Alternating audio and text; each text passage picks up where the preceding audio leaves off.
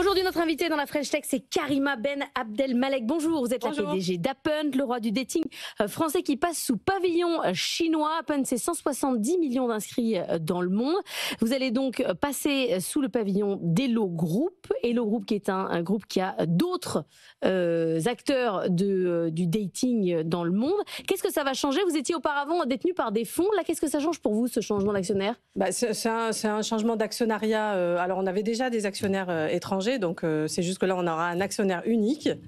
Et puis, ce que ça change, c'est que c'est un groupe qui est quand même leader en Asie sur le social et sur le dating. Et donc là, on va pouvoir travailler sur la stratégie future d'Appen, qui est d'abord le développement international. Donc, vous savez qu'Appen, c'est grosse présence en Europe, en Amérique latine et en Inde et en Turquie. Et donc nous, notre ambition, c'est de se développer à l'international et donc de passer de l'application internationale à la portée mondiale. Donc là, on a fait cette synergie avec Hello Group pour avoir justement cette puissance et cette accélération sur notre développement. Léa Benaïm. Vous êtes une entreprise qui brasse énormément de données personnelles, de données voire sensibles. Est-ce que le fait que vous passez sous pavillon chinois, est-ce que vous allez garder vos données stockées en Europe ou vous allez les stocker sur un cloud chinois? Oui, alors c'est vraiment une cession de titres. Donc Appen reste une entreprise française avec sa dimension internationale et donc mondiale demain.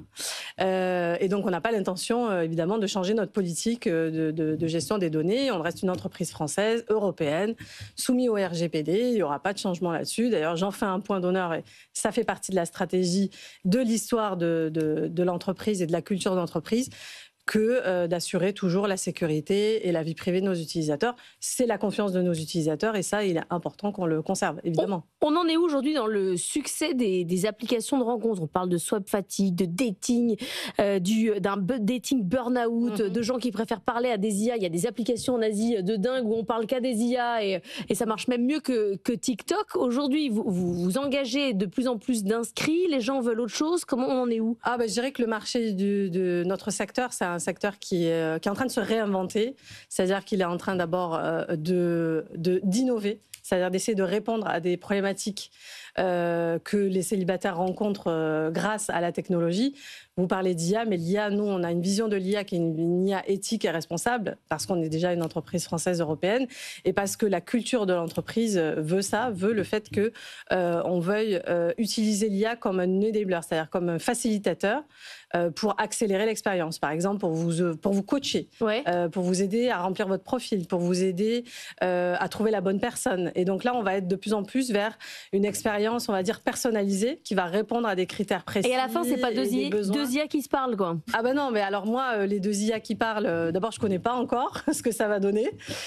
Et puis après, pour moi, l'IA, comme vous dites, qui est plutôt, pour moi, c'est plutôt de l'IA coaching, c'est-à-dire plus de l'assistant pour être coaché sur la manière dont on doit peut-être rencontrer quelqu'un. À un moment donné, il faut rencontrer un humain, quoi. C'est peut-être plus du coaching. Moi, je le qualifierais pas d'application de rencontre, ce type de solution. Je le qualifierais plutôt de coaching. En fait, c'est d'accompagnement. Et donc ça peut être complémentaire aux applications de rencontre, mais deux IA ne vont pas favoriser une rencontre. Nous, notre objectif, c'est quand même que deux personnes se retrouvent dans la vraie vie.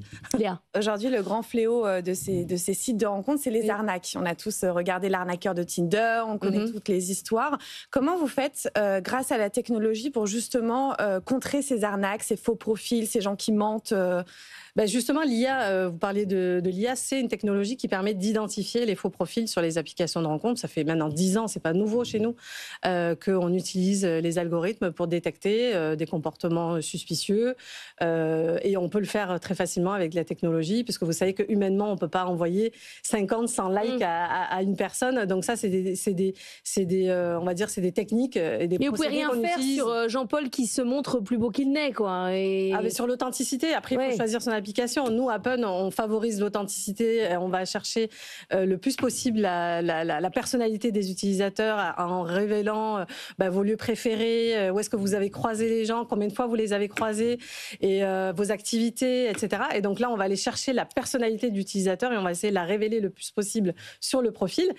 Quand d'autres applications vont plutôt favoriser les filtres, par exemple, sur les photos, ça, c'est pas authentique et donc ça se retrouvera jamais sur Appen. Après, il y a des applications pour tout le monde et il y en a qui préfèrent ce type d'application et d'autres qui vont plutôt aller rechercher la rencontre sincère et authentique, de manière à ce qu'une fois que vous avez croisé quelqu'un dans la vraie vie, vous retrouviez avec la bonne personne et la personne que vous avez vue sur la photo. Si vous l'avez croisée, vous avez peut-être plus une chance de la reconnaître. Merci beaucoup, Karima Ben Abdelmalek, d'être venue ce matin dans la matinale de l'économie.